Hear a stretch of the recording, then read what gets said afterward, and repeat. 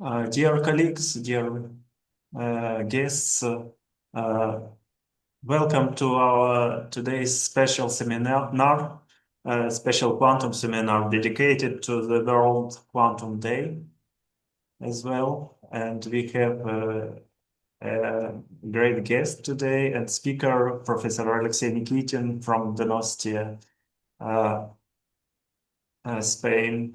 Let me say a few words about his career.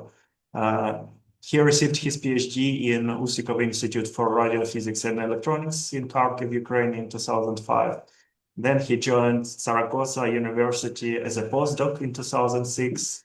And then in 2013, obtained Iker Basque Fellow tenure track research position in Nanagun, San Sebastian. In 2018, he joined the Donostia International Physics Center as a research associate professor and became a research professor last year. Professor Nikitin has worked in different topics on nanophotonics and two-dimensional materials, and his scientific interests have centered around polaritons in anisotropic van der Waals materials and theory for near-field optical microscopy. He has published over 100 scientific papers, which have got over 12,000 citations. He has contributed into the discovery of plasmon polaritons in graphene and topological insulators, hyperbolic phonon polaritons in various polar crystals, such as hexagonal boron nitride, and developed several methodologies for modeling and interpretation of nanoimaging with near-field microscopy. In his today's talk, he will tell us more interesting details about this fascinating topic of hyperbolic light. Please, Alexey, the floor is yours. Thank you so much, Andrei. Thank you for this introduction. So I'm sharing now my presentation. Yes, please. This one. And Alexey told us that if our audience has questions during the talk, please, you're welcome to interrupt and ask immediately or ask after the talk, as you prefer. Yes, that's right. Thank you, Andrei.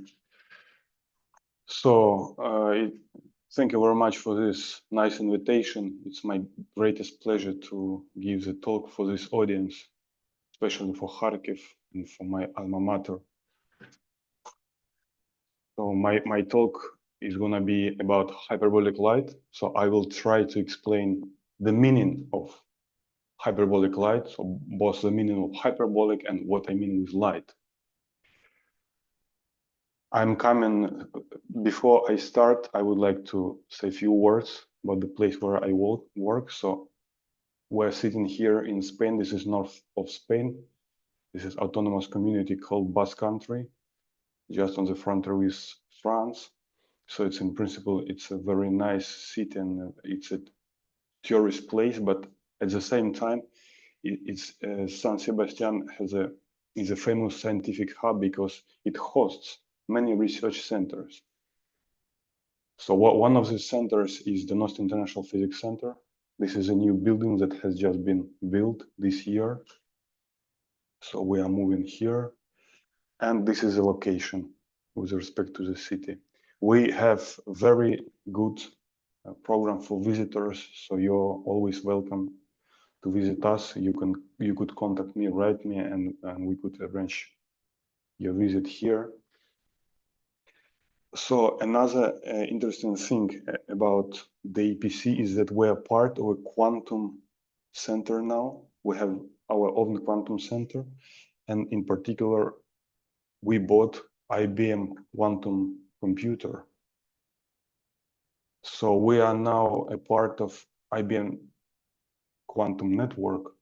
There are actually only 6 quantum computers installed all over the world. So in Europe, there are 2, and in Germany, and another one in Spain, in San Sebastian. So we have an access to this quantum computer. In principle, we can run quantum simulations. So, and of course, we would be happy to collaborate on that.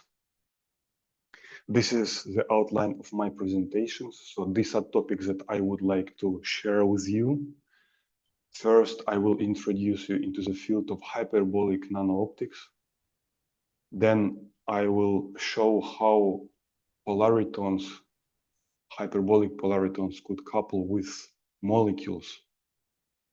Then we will consider so-called twisted nano-optics, when light propagates in twisted two-dimensional crystals or just in twisted layers. And then I will show some results on polaritonic crystals and some a little bit exotic things about optical vortices, and not only optical. So we will start with some introduction into hyperbolic nano-optics. So all nano-optics start with the diffraction limit. So diffraction limit basically tells us that we cannot compress light into the volume with I will just take a laser pointer. So with a volume, with a size smaller than the wavelength of light, one of the examples is optical fibers, where the signal could be transmitted and that the diameter of the optical fibers could not be smaller than the half of the wavelength of light inside the fiber. But fortunately, there is a kind of electromagnetic field to which the diffraction limit is not applied. So these are the so-called evanescent waves. Evanescent waves are the types of waves in which the field decays exponentially in one of the spatial directions. So one of the simplest examples is actually total internal reflection. In some museum, you have this installation. So you have a prism, you shine a laser beam, and then at a certain critical angle, you don't have any transmitted beam through the prism, but only the reflected one. But actually, if you approach an eye or a microscope here to the surface of the prism, you will see that actually there is a light, but its amplitude decays exponentially. So this is one of the examples of evanescent light. Another very common example in nature, and actually not only in case of light, this is so-called surface waves. So surface waves, we actually could observe daily on water. So if a droplet falls on the water surface, we see waves emanating from the place where a droplet falls. So they emanate in the shape of circles, and then the amplitude of those waves decays exponentially inside the water. So same things happens, for example, on boundaries of conducting medium, like metals. So we know that in metals there are free electrons, and then these when these free electrons move, they could generate charges, and then when these charges couple to electromagnetic waves, they create the quasi-particles, that's called plasmon polaritons. So in general, polaritons are dipolar-like oscillations which are coupled to electromagnetic waves. So in this case, these dipolar-type oscillations come from electrons. And these waves could exist in the spectral ranges. So if we plot here frequency and dielectric permittivity, in the range where dielectric permittivity becomes negative. Then if you place a small particle onto a metal surface and shine a laser beam, then the same thing would happen as we saw with water waves. Namely, we would see plasmon polaritons emanating from nanoparticle. Another type of surface waves, or also polaritons, are phonon polaritons. So solids have the lattice, and then this lattice could vibrate, and then when it vibrates, so some charges are created, and then the dipolar moment, and again these dipolar moments could couple to electromagnetic waves and create polaritons. And actually in so-called polar materials, there are optical phonons, and close to the transversal optical phonons, the dielectric permittivity changes very rapidly because of actually Kramer's chronic relation. So a real part of the permittivity changes its sign, and once it becomes negative, so it opens the so-called Restrahlen band, absorption band, where these polaritons could be supported. And my talk would be centered around phonon polaritons because they are low lossy and they are very nice example of hyperbolic light, as you will see later. These polaritons, phonon polaritons, have been known in bulk crystals like silicon carbide or silicon oxide. So there are many studies in even in classical textbook about phonon polaritons. But in terms of research itself or its applications, these materials are challenging. Why? Because, for example, silicon carbide is quite a lossy material. So polaritons here do not have long lifetime.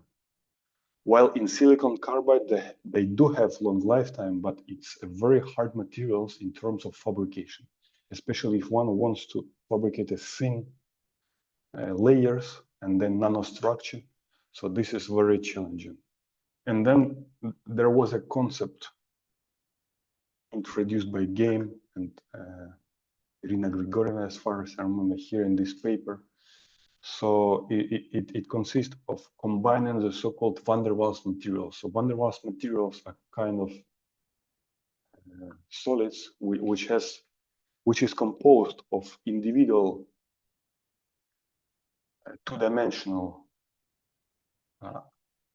planes and where the atoms are strongly bound. And then these planes are retained between themselves due to the van der Waals forces. So these are big, actually, electromagnetic forces. And then because of this, one can isolate individual layers and then combine them together and make some hybrid quantum materials. And a very good thing is that many of those materials support. Yeah, sorry, before I go to talk about optics, just wanted to show you how exfoliation is done. So this is one of our research centers, Nanogune. This is just to show how easy the exfoliation could be. So what one just needs a Scotch tape.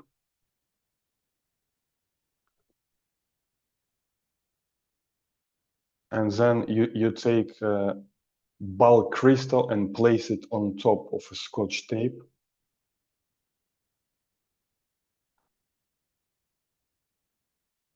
Sorry.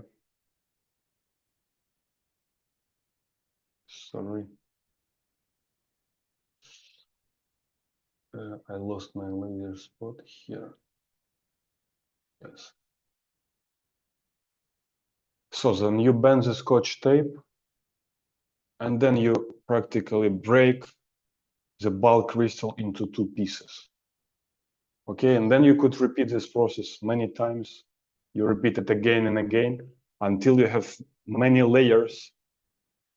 And there would be layers which are very thin, including even monolayers. Then what one needs to do is to characterize those layers. So to characterize those layers, one can first transfer into the so-called PDMS substrate. It's a very sticky substrate. You just detach the crystal layers from the Scotch tape. And then one goes to a conventional optical microscope. Because of interference in thin films, according to the film thickness, you have different colors available. So, and typically in the lab, there are color tables, and by seeing special colors, you could recognize the layers with certain thickness. And then in order to characterize it better, you go into amplitude force microscopy, and then you measure with a precision below 1 nanometer. So this is how exfoliation is done, and this is how in Nanogune we fabricate our nano devices. So the good thing about the polaritons is that many of those support, the good thing about van der Waals materials is that they support polaritons. And there is a big family of polaritons. There are many reviews currently available about that. And they range from plasmon polaritons to magnon polaritons through phonon, exciton, and even Cooper pairs polaritons. These are very exotic. So plasmon and phonon polaritons I have already explained to you. And I would like to center in phonon polaritons because many of polar materials are anisotropic, and this is why they're very attractive.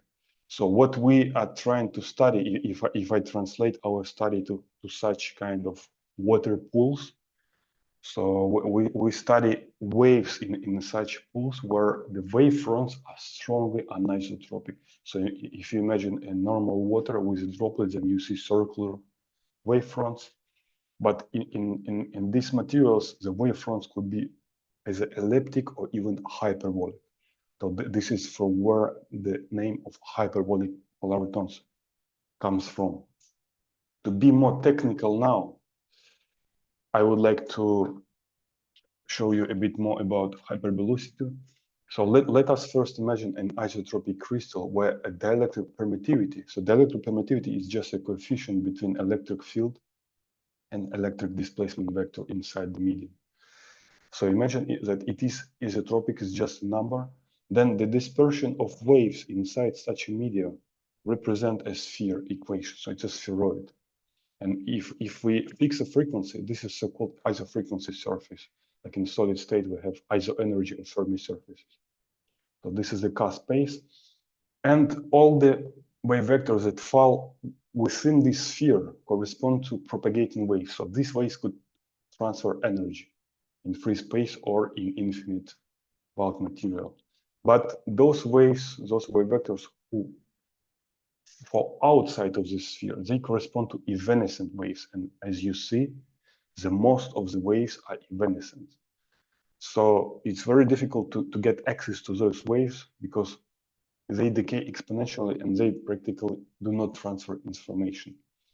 But in anisotropic crystals, such as, for instance, uniaxial crystals, when you have just a layered material, so that your dielectric permittivity now becomes a tensor, namely, it reacts differently on waves with different polarization. So it depends whether the waves, if polarized like this in plane or out of plane, the response will be different. But for us, an interesting thing that when you write up the dispersion relation for the waves inside of such a crystal, you end up with an equation of actually either ellipsoid or hyperboloid. So it all depends upon the signs of dielectric permittivity tensor components. If they're different in sign, then we have the equation of hyperboloid. So the isofrequency curves of polaritons in this case are hyperbolic. This is why they're called hyperbolic polaritons. There are two types, open and closed hyperboloids. But an amazing thing is that now the wave vectors that fall outside of the hyperboloid, they correspond to propagating waves, while the waves which have wave vectors inside, they evanescent. So such media open a way to manipulate now evanescent waves. So now we have the most of the waves in the continuum, they are actually propagated. And this is why these materials are so attractive, that you could confine the light, because the larger the K vector is, the smaller is the wavelength, and then the wave could propagate in a very tiny volumes. Then you could manipulate them on the nanoscale. You could manipulate the energy transfer on the nanoscale. One of the first materials, natural materials that was discarded was boron nitride. So this is van der Waals crystal. It has two phonons in the mid-infrared frequency range. This is not visible, this is mid-infrared. Why the mid-infrared is interesting? Because mid-infrared frequencies, the light with mid-infrared frequencies interacts strongly with organic materials. And so organic materials contain carbon atoms, and those carbon atoms typically vibrate at mid-infrared frequencies, and this is why it is a very nice, very good range for sensing and even medical applications. So these phonons generate two absorption bands, and within this band, because the dielectric permittivity tensor components are opposite here, positive and negative, so they support polaritons of both types, first and second type of hyperbolicity. So what actually is the implication of having a hyperbolic dispersion? Let us imagine that we take a bulk crystal of boron nitride and we place, which is bound into air or free space. So we place a point emitter here or a nanoparticle, which we shine with a laser beam. So we excite this emitter. And then in the airspace, if we go very far away, we know that it generates spherical wavefronts. So the energy spreads away and decays proportional inversely proportional to the distance. And if we go very close to the emitter, then we have a lot of evanescent waves from the continuum, and then they decay exponentially here, very close, but in a rather isotropic way, as you see. But inside of the boron nitride, or any uniaxial crystal with hyperbolicity, we would see very different situation, namely we would see rays. So light is channeled in a very narrow sectors where the energy propagates here.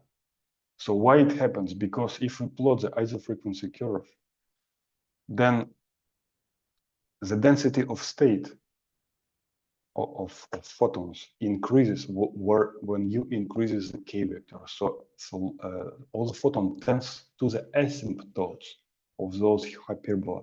And what we see here is that, so basically we see the asymptote of the hyperbola. Another very interesting thing happens if we cut now out of this bulk crystal a layer.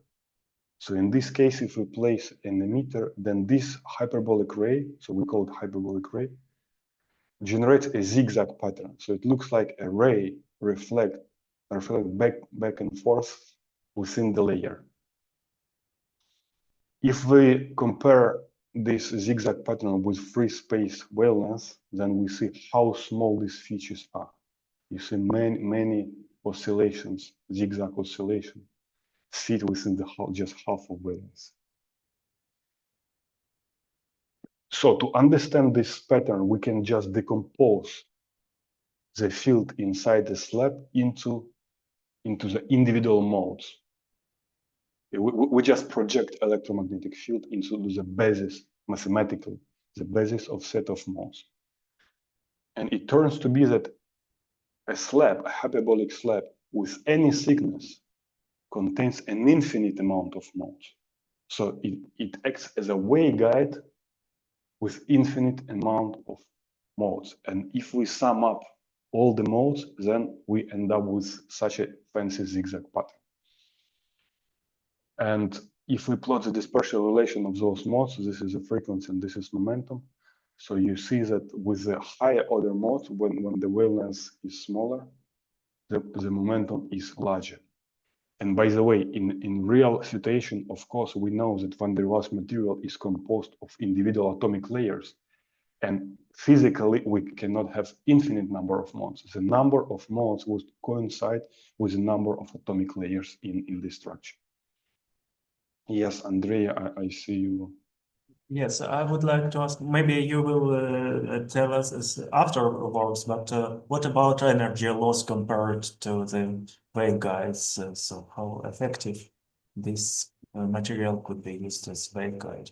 Because still, when the light bends, it emits some light, and the energy is lost then. Right? Well, here, this is a very good question, and thanks a lot. Here, the energy loss is due to the intrinsic losses. Just because the dielectric permittivity has imaginary and real part, and basically imaginary part is due to phonon-phonon scattering. So the energy actually is lost into the phonons. And these waves do not emit to far field, and this is the problem. This is a problem if one wants to somehow access, because they're so confined. The momentum is so large. So in this dispersion relation, the dispersion of a light in free space would be just a vertical line, because the momentum is very small. So there is a mismatch and you cannot just access. So they are not leaking out. And that was a problem. And when we were collaborating in some projects with experiments, we thought how one can access these waves. And this is a very timely question, because I was just going here. So to excite these waves, we could take the technology from radio wave. So you know that in radio waves, we generate or receive them by wire antenna. So we take a metal wire or cable, and then it acts as a Fabry-Perot resonator. It traps electromagnetic waves, but actually it has current that associated with the electromagnetic field, and they reflect back and forth from the ends of the antenna, and they generate a set of Fabry-Perot resonances. This is how a normal radio antenna works. But the same principle could be transferred to nanoscale or microscale. So you need a metal rod, and then you shine it with a wave, and then it could generate electromagnetic waves. They are actually plasmon polaritons along this rod. They reflect back and forth, and then generate Fabry-Perot resonator. So this is the lowest dipolar-like mode, and you see in the intensity strong hotspots, and within these strong hotspots you have a broad spectrum in Fourier space, and we would have an access to many momenta components. So this is just for curiosity how many antennas we could fit in a human ear, and these are actually big antennas because we use much smaller antennas by a factor of 10. So we use this principle. We have had some projects where we placed metal rod antenna onto boron nitride, and then we could generate phonon polaritons very nicely. Another option to access phonon polaritons or hyperbolic polaritons is photonic crystals. So we nanostructure, for example, boron nitride layer, and then we have collective effect. These holes act as also individual antennas, but because of rescattering, they generate Bragg resonances, and then you have block modes, and you can access these block modes could be leaky, and then you couple to them through the far field directly. But typically we work with the near fields. So for that we use a completely different tool. For example, for optical cavities. So optical cavities, classically, these are two mirrors, and where the light could be trapped. So the light reflects back and forth, and then it also creates standing waves and Fabry-Perot resonators. But in case of phonon polaritons or hyperbolic polaritons, the resonators are different. And before I explain how they look like, I would like to introduce into the methods of nano imaging that we use, for example, here in Nanogune and San Sebastian. So this is based on a metal tip or a tip of AFM amplitude force microscopy.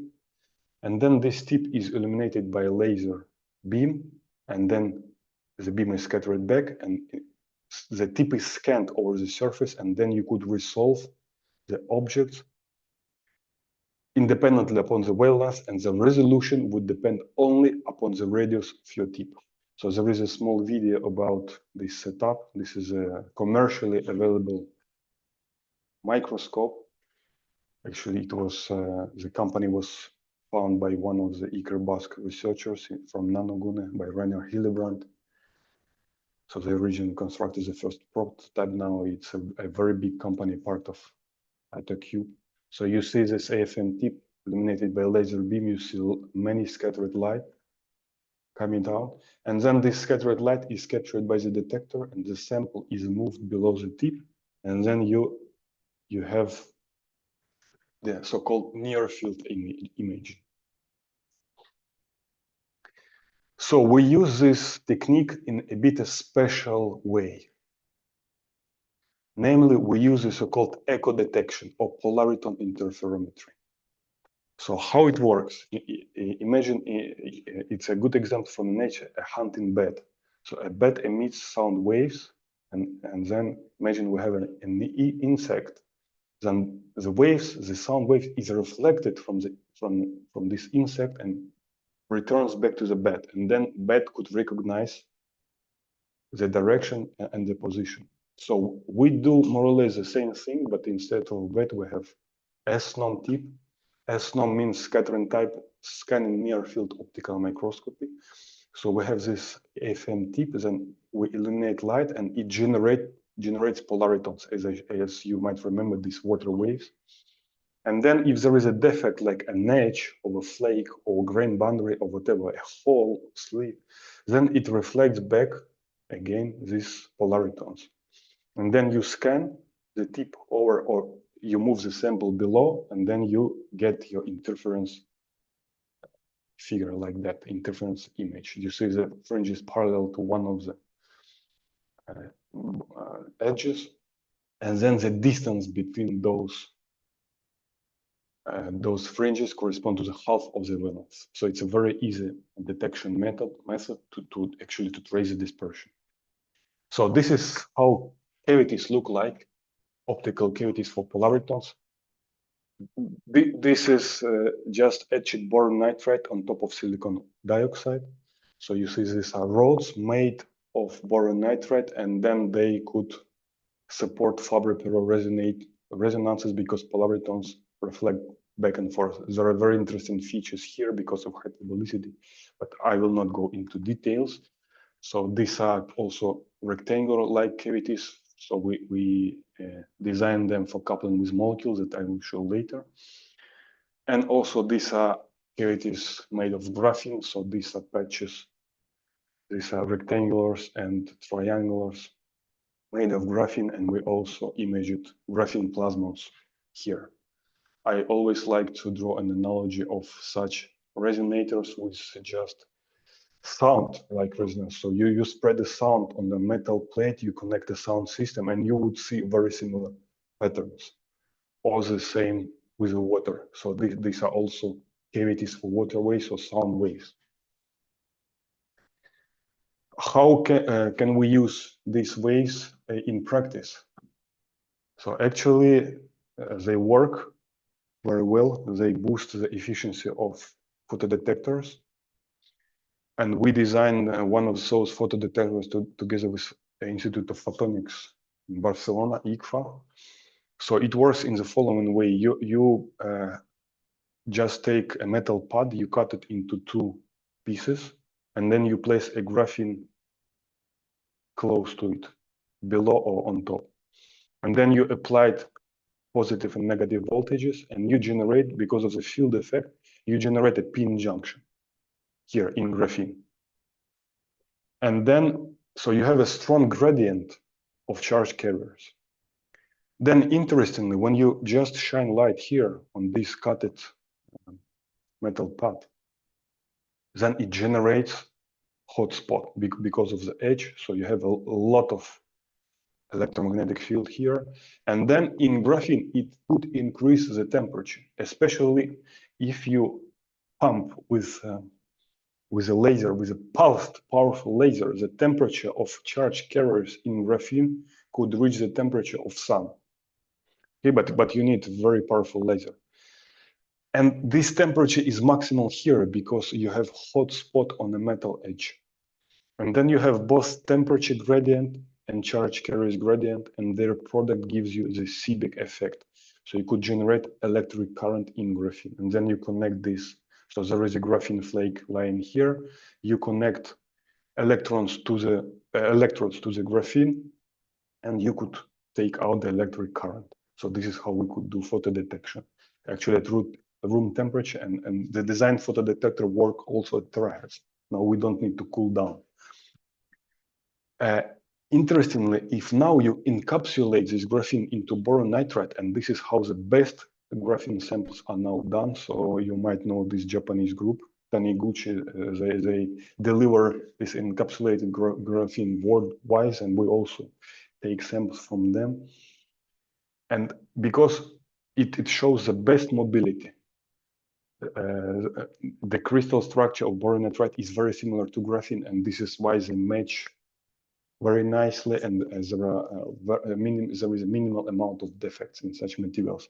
But as you know, boron nitride is hyperbolic, so it could generate this fancy zigzag pattern, and here the temperature increases even more because the light is focused in a very small area. very small volumes, and then you, of course, boost the efficiency of such detectors. So these hyperbolic ways are useful for practice as well. And another interesting example are not uniaxial crystals, but biaxial crystal. This is the crystals that we found already quite a few years ago with some Chinese collaborators. So this is a so-called molybdenum trioxide, and it has, again, within the mid-infrared frequency range, it has 3 phonons, also at terahertz frequencies, and it has many Red-Rachman bands. So 3 of them are shown here. In this case, they are biaxial and they are more exotic, and then you could observe this hyperbolic pattern not only inside the material, but also on top of the surface. And that was a dream because nobody could enter with a tip inside the boron nitride to see those zigzag rays. But here, everything was accessible just on the surface. Okay, you see in different Red-Rachman bands, you have different types of isofrequency curves, open or closed hyperboloids or ellipsoids. And then the wavefronts emitted or generated by point sources also look very different. Interestingly, that in such materials, you could achieve focusing with inverse curvatures. Like if in our world, we use concave curvature, okay, for example, for parabolic antennas to focus light. But here in the hyperbolic world, we would need a convex geometry. And so we demonstrated it by fabricating gold nanodisk on top of these materials and by measuring with near-field microscopy. You see that the focus is formed. Also, the curvature is inverse. Now I switch to polaritons coupled with molecules. It's a big topic now, very fashionable.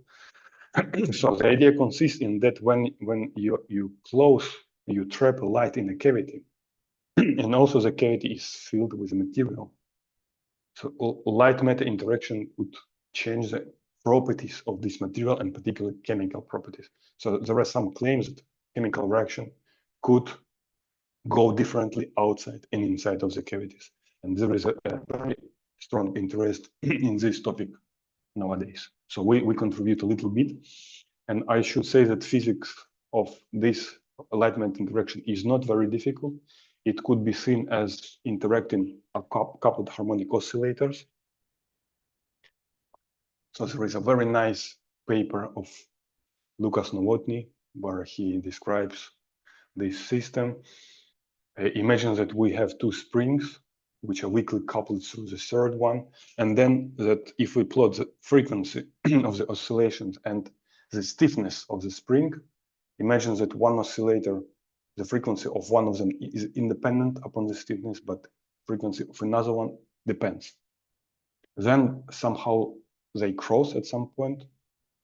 But once we connect them with a third spring, so this, let's say, degenerated state to oscillator is removed. Then we have anti-crossing. The same thing as we know happens in quantum physics. And now this splitting, the width of this coupling, could be compared to the line width, to the inverse lifetime. If this splitting exceeds the inverse lifetime, then we could observe Rabi, so-called Rabi oscillations, and then people typically call it as a strong coupling, and otherwise it is a weak coupling. So that's all. And now instead of one oscillators, we have our Fabry-Perot cavity for polaritons, and another oscillator would be molecule, and they interact. And this is what we study. So one of the examples, we actually wanted to do this a little bit more fancy. We wanted to couple. So we wanted to identify molecules which would have both electronic and vibrational degrees of freedom, both excitons at the visible frequency range and vibrations at mid-infrared frequencies. so that the absorption would be present both at visible and infrared frequencies. If we plot the dispersion of light in free space, so typically these excitons correspond, as I said, to the visible and vibration to the mid-infrared, and there is a very strong momentum mismatch. You see, the momentum is very different for vibrations and for excitons. And if we want to trap this molecule into a cavity and to connect both types of oscillations, we could not realize it within the same cavity because the momentum is the inverse size of the cavity. So we would need two cavities. There was this challenge, but we know that some materials support polaritons, and these polaritons, as you remember, the dispersion is very unconfined from the light cone. It's very far from the light cone.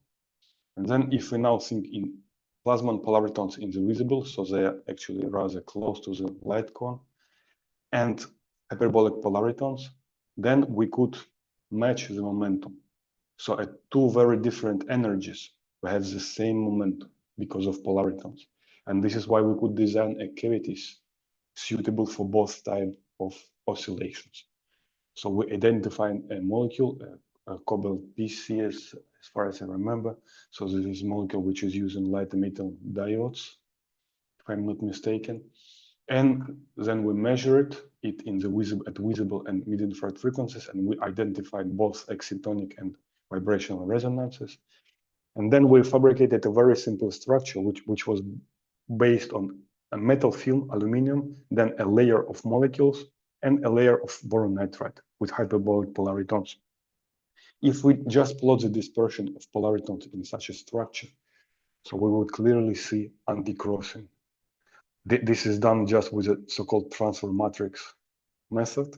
So we see the absorption coefficient, and the poles of the absorption coefficient would give up the dispersion of our quasi-particles of our polarity. So we see this bright maxima and we see nothing in between, which is an indication of anti-crossing because the vibrations here, they intersect the dispersion relation and anti-crossing takes place. And then we fabricated resonators already by making ribbons, by etching ribbons on a metal film.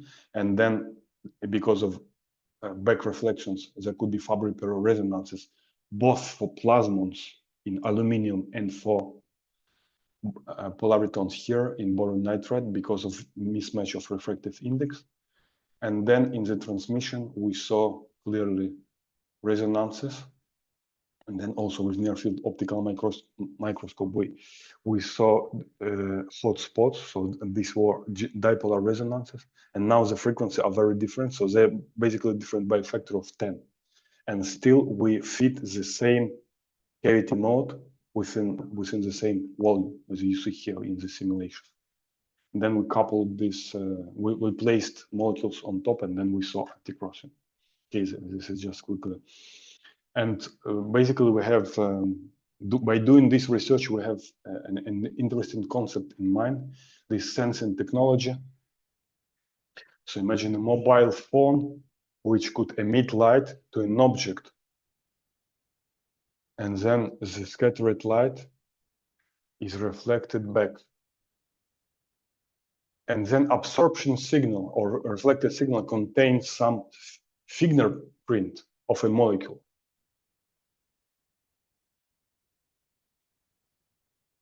So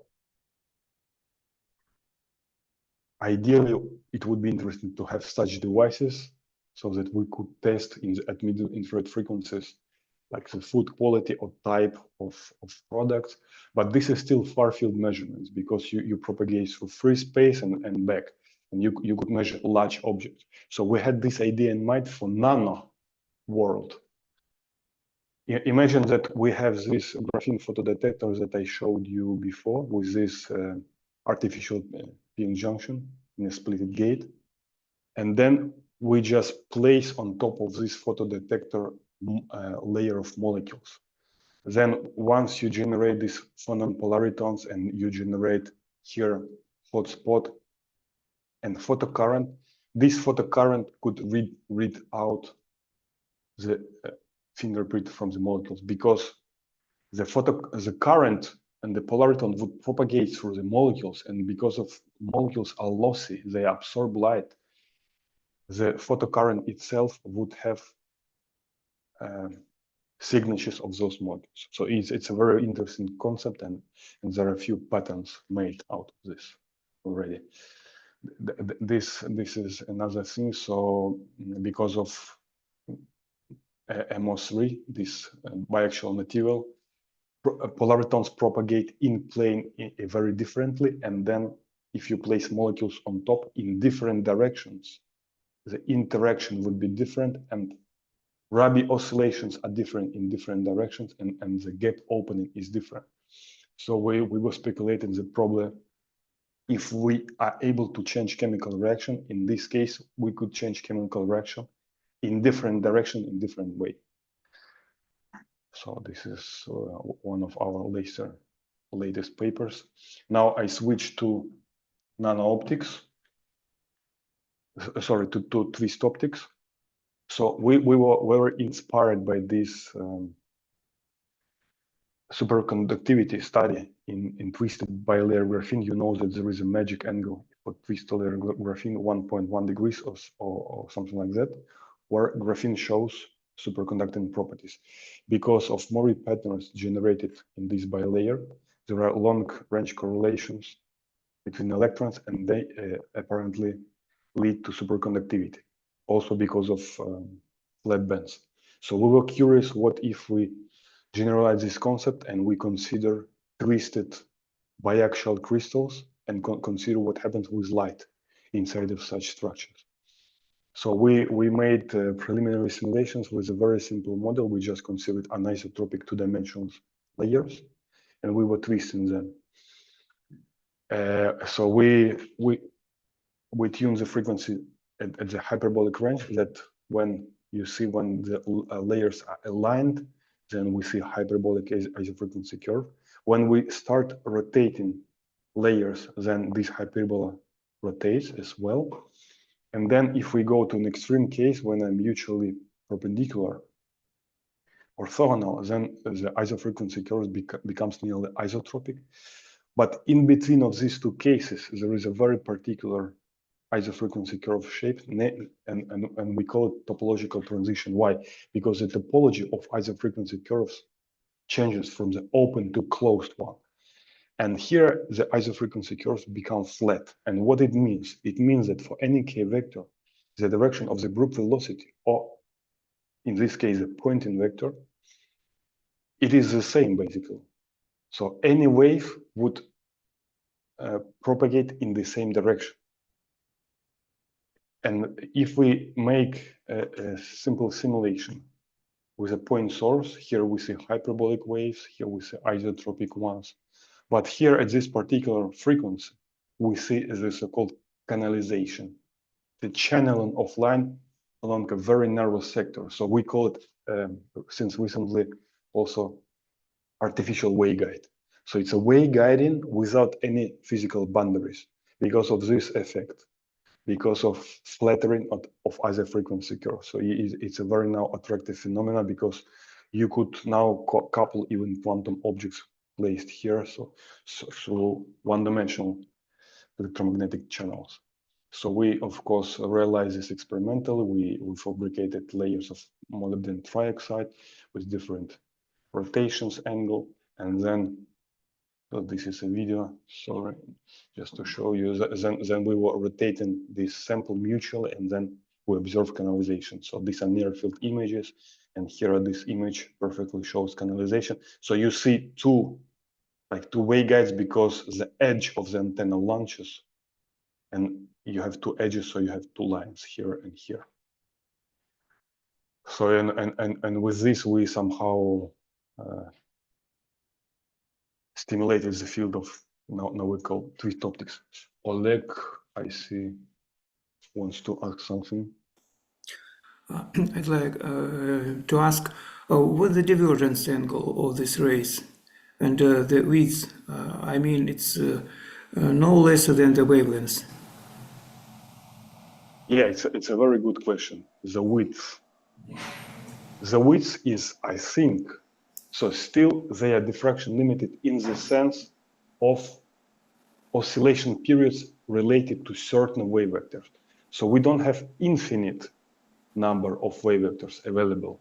If these two lines, as you see here, were infinite, then we'll get an access to infinite number of vectors. And then I guess these lines would be nearly zero width. But this is never the case because we have finite isofrequency curve. So we have only a sector here of flat.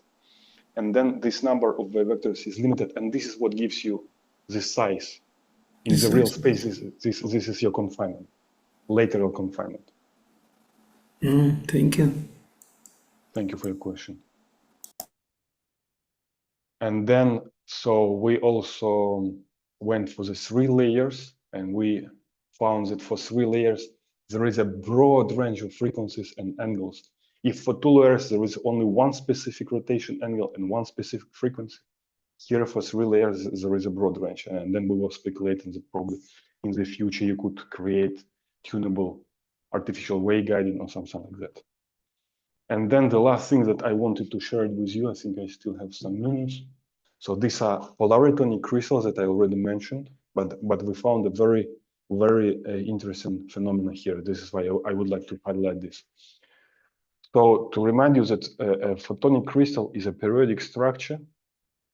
You place some scatterer like holes or any periodicity, and this periodicity should be comparable with the wavelength of light. In this case, in case of polaritonic crystals, the periodicity is comparable with the wavelength of polaritons. And typically polaritons are deeply confined, so the wavelength is small compared to free space wavelengths. And this is why polaritonic crystals are also small compared to the wavelengths. Actually, if you take a standard silicon photonic crystal, within a single unicell of a silicon photonic crystal, imagine this is a unicell. So within a single unicell, you could place the whole photonic crystal for polariton.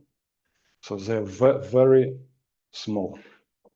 So we made a set of experiments with different photonic crystals, but before that, just to explain you very briefly the physics, which you of course might know already. So imagine you have a slab which support the polaritonic mode with this dispersion. This is a frequency and this is momentum. Okay, now you start modulating its dielectric permittivity or modulated something around refractive index. In this case, dielectric permittivity. Then you have back reflections, and you have, according to the Bloch theorem, you have your electromagnetic field could be represented as a sum of Bloch modes, and these Bloch modes are just multiple dispersion relation reflected in the reciprocal space. And this is the so-called case of empty lattice, when the modulation is so small that you don't see any perturbation in the dispersion relation. Now you increase the modulation, you make it stronger here, and then your mode change. And then only special modes could be supported by this structure.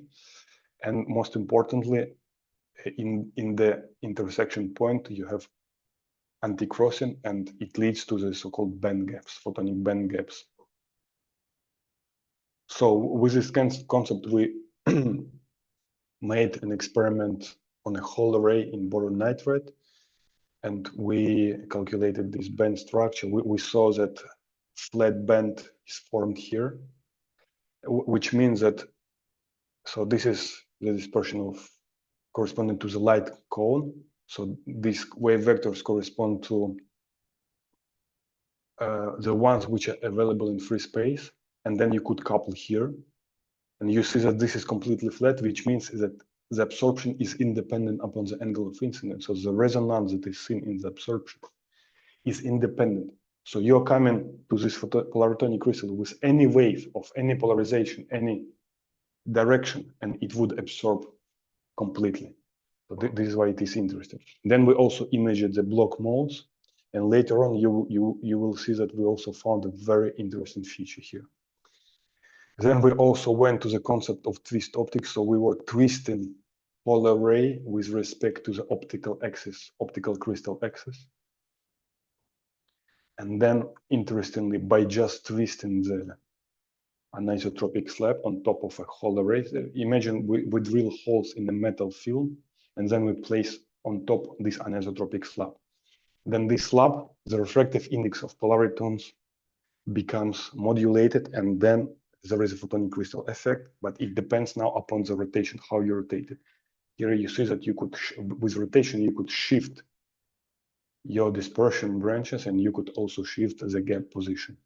So you could manipulate here the band gap just by rotation. Then we measured experimental different block modes.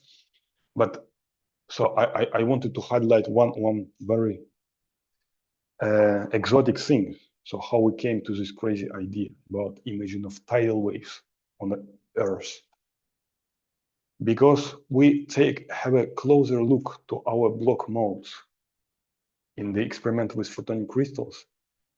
And we just, so this is the phase and amplitude reconstructed from the near field images, but we can also reconstruct the time dynamics. Because we know frequency, we just multiply by exponential e omega t. We take the real part and we could animate it, okay, in the experiment. And then we saw, wow, why does it rotate around the hole? Then we did the same with the simulation, and we also saw rotation. So something very strange was happening here. And then probably after a few months, so because nobody was really taking care about this work, after a few months, we came up again with an idea that probably each hole represent a dipole, because once you illuminate with a plane wave your holes, so it generates you a dipole. And then this dipole interacts or interferes with block modes. And then probably this interference create you a kind of vortex. So we checked this simple idea. Basically, we placed a dipole source. This is an analytical model. You take a dipole source, dipole electric field from a dipole, and sum up a plane wave, and then you see the rotation. But interestingly, the amplitude, the amplitude of the dipole is divergent. So you need to cut out a volume where this divergence is removed. This is why we call it creating a topological hole.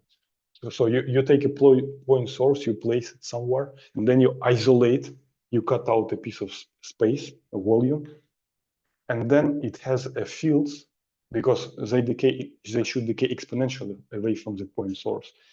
If they already have decayed enough and are comparable in amplitudes with the incoming plane wave, at some conditions they could interfere and create a vortex. Then we studied more in detail these vortices, and we realized that this is a new type of vortex that we now call type 2 vortex, because in conventional vortices you might know that the amplitude at the center is 0.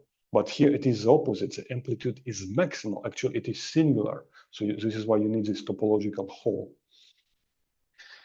And then, so it has this phase change around the vortex. This is type 1 standard vortex, and this is type 2. So the phase change is the same, but you see that the size of those vortexes would be much smaller. So they could be subdiffractional. And very interesting that this work was done with Kostya Blio. He works a lot with water waves, and we found that in the tidal maps that you could find in Wikipedia, and also there is this database for tides available. So some islands, big islands like New Zealand, show these features. If you animate these tidal waves, you see, so there is a clear vortex, dipole-like vortex around New Zealand. And the explanation was because, so what are tidal waves? Tidal waves are just take place because the moon gravity drags the ocean. And then these waves are very long, so they're a few hundreds kilometers, and the amplitude of those waves is very small, a few meters. So these are ideal ways for studying 2D 2D dynamics, 2D wave dynamics.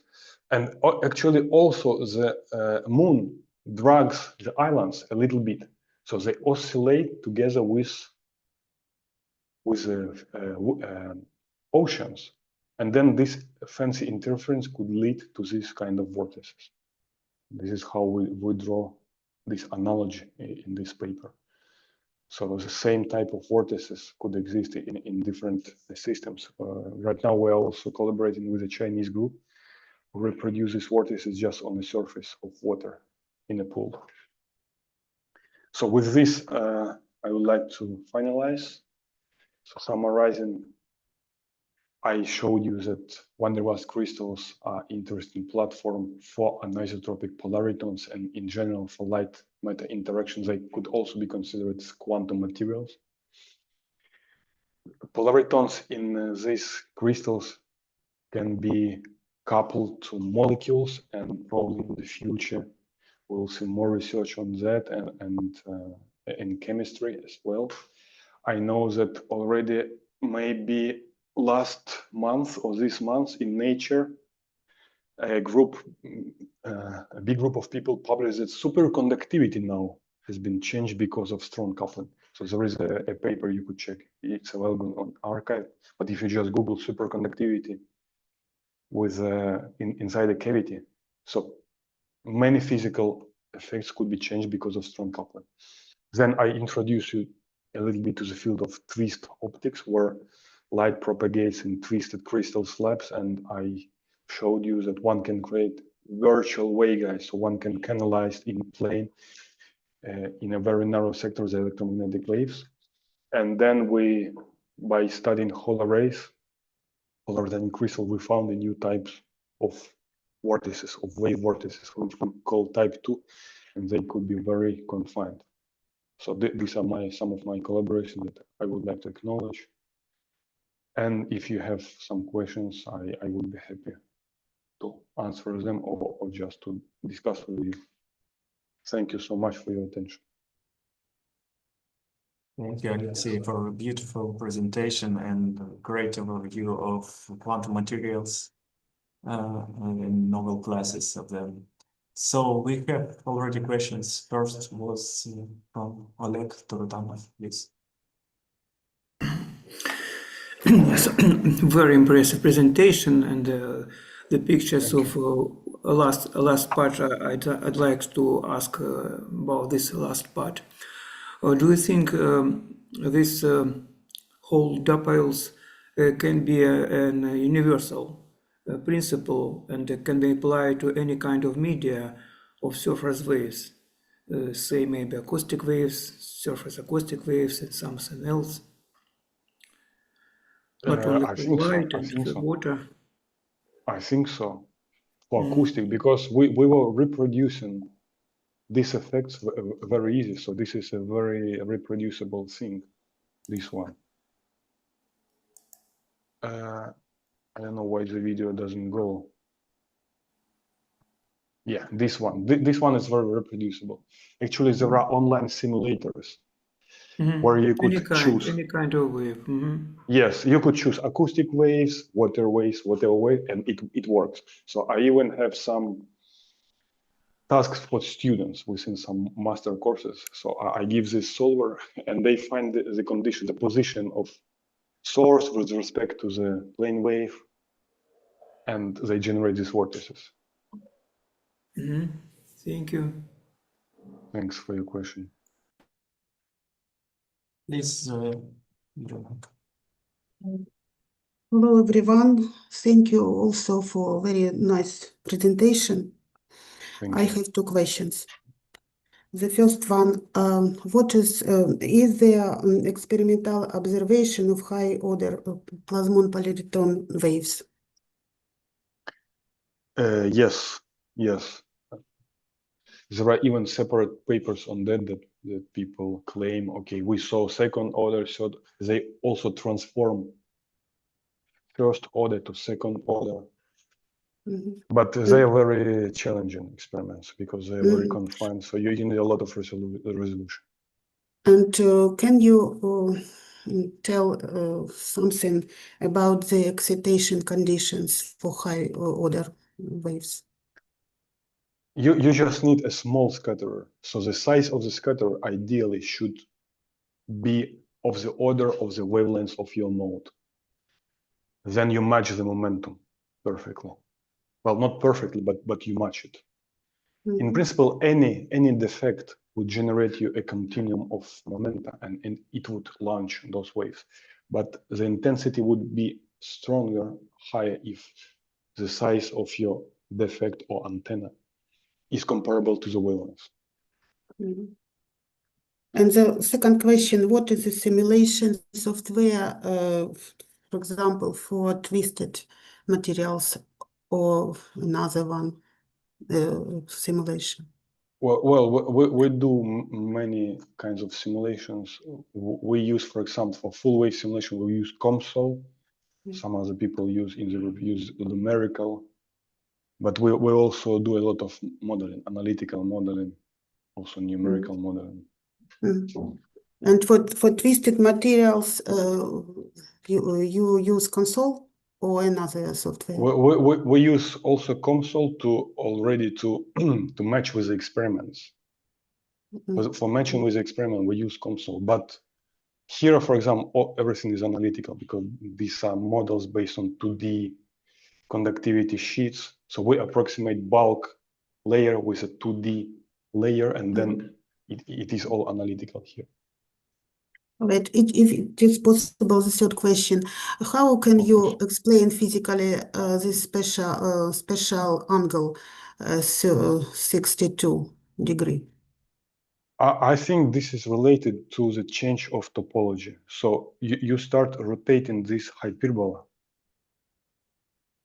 So imagine you have a hyperbolic dispersion in one layer or in two layers which are perfectly aligned, and then you rotate, and the hyperbola starts distorting and rotating, and at some point it will close. So it closes, collapses, and just before this happens, you have this flattening. But how to explain this particular number, I would not know to answer. I don't know why this is 63 degrees. It also, I guess, would depend upon some other conditions, maybe upon the thickness a little bit, and upon the frequency, because you take a different frequency, then this angle would be different. So it's a unique combination between thickness, frequency, and twisting angle. Thank you so much. Thank you. Yes, Sergey. Thanks, Alexey, for the very beautiful talk.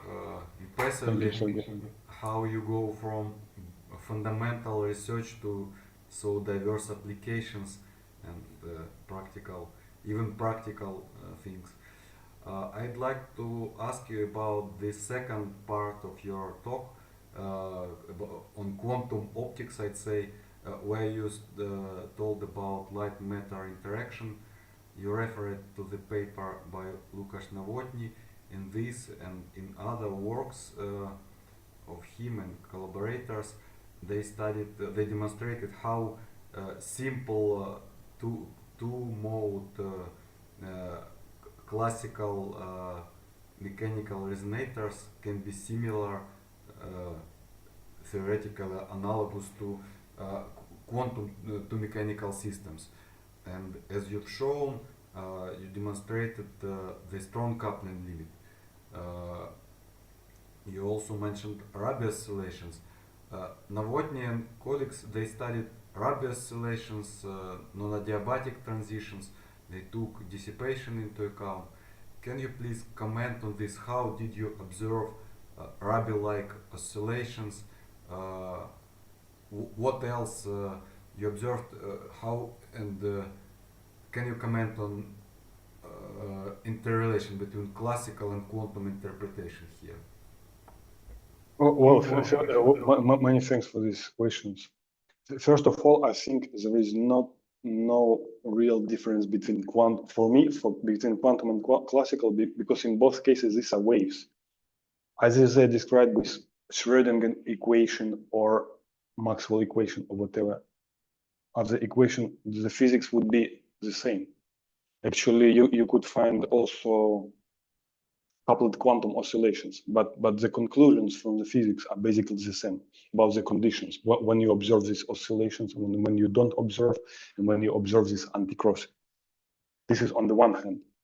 On the other hand, whether we could observe rather oscillation, it should be a time experiment in a time domain, which is tricky. So you need pulses, for example. You need finite duration pulse. And then, so because of coupling to this, both branches, the energy jumps from one state to another state, and then you observe these oscillations. If the decay time is not high. But what we typically do, we don't observe Rabi oscillation in time, we rather observe patterns in space. So we measure with a near-field microscope how polariton travels through molecules, and then we see fringes. And then we could Fourier transform those fringes. And when we Fourier transform, we see this anti-crossing. And then from this anti-crossing, so we basically tune the dispersion, and we know all the parameters of our polaritons. And then we can reconstruct the time dynamics in a related experiment. So, but as far as I remember, we have not done experiment with Rabi. We just simulated it. So this effect shows up in a different way, in real space. I'm not sure whether I answered your questions. Yeah, thank you. Thank you very much, Sergey. I have one more question on the flat band dispersion features. So could you tell us a bit more about potential applications of this system? Yeah, I think the flat band, let me just go like this. Yeah, for example, flat band seen here in a photonic crystal. Right, yes. So one of the application is omnidirectional absorber, is when you basically absorb. So it is independent upon decay vector, which means that upon any incident angle, you could absorb the radiation. This is one of the applications. And this is talking about flat band, flat in frequency. But there also could be flat band in momentum, like I was showing you. When the isofrequency curve is flat, then this is a different application, because here you have an access to subdiffractional light manipulation. Because you could make all ways to have the same group velocity or the same Poynting vector, and then you could channel light. And you could actually create virtual waveguide for quantum emitters. This is one of the ongoing projects. So we just find this canalization condition, and then we place quantum dots, for example, and we couple quantum dots or antennas. So is it could it be related to stealth-like applications then, this particular property? Or this would be difficult? What is stealth like? Stealth, we mean that your aircrafts are invisible. You mean aircraft stealth? Yeah. Oof. Well, it could be related, but this would be a bit expensive to cover with such thing. Well, in different frequency ranges, you just need to find the hyperbolic materials for the frequency range of interest. If you find this, then for sure you could design these kind of things. This is for sure. So this is for material science. We have one more question from Rostislav. Please. Thank you. Hello. Thank you Yes, for Rostislav. beautiful presentation. Thanks. Can you explain technically how did you model twist material? Oh, it's very easy. We just take one layer and assign it the electric permittivity tensor, and take another layer with the same tensor, and then we rotate tensor in coordinates in the same coordinate system. So it's very easy, and then you just solve Maxwell's equations for anisotropic medium, and put the boundary conditions. Thank you. Thanks, Rostislav.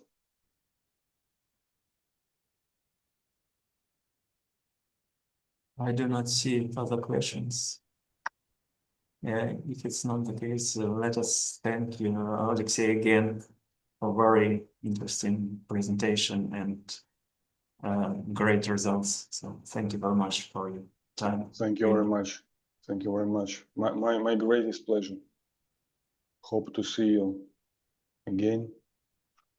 Hope to meet you in person. Sure. And let us stay in touch, and you are welcome to join our next seminars. The next Yes, one is in 2 with a weeks. pleasure. Yeah. Thank you Goodbye. so much. Thanks. Bye bye. Bye bye. See you. Have a nice day. Thanks, goodbye. Bye bye. Thank you. Goodbye.